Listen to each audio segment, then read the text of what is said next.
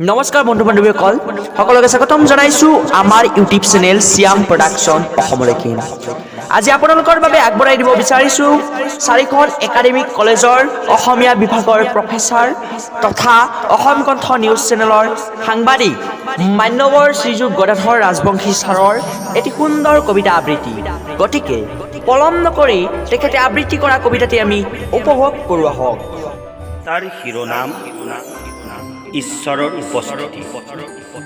কবি আৰু আবৃত্তি গদাধৰ ৰাজবংশী। নীলিম আকাশৰ দৰে মোৰ মনাকাশ, মুক্ত বিখাস হাঁহি আহে সুন্দৰৰ প্ৰাণস্পন।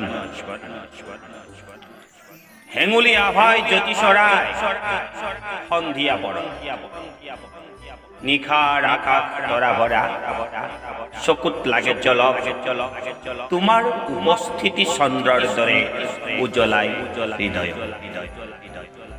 প্ৰভাতে প্ৰভাতে সমীৰণে কঢ়িয়াই আনে সুন্দৰৰ লহৰ।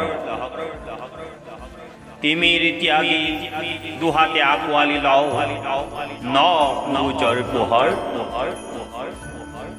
তুমি হেনো আত্মা, চেতনা ৰূপে থাকা জড়দেহ।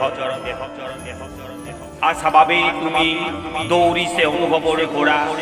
দেখিছো ন সপোন হেঁপাহেৰে আঁকোৱাল মা ভাই ভাৰ্যা স্বামী সম্পৰ্কৰে নাজৰিত।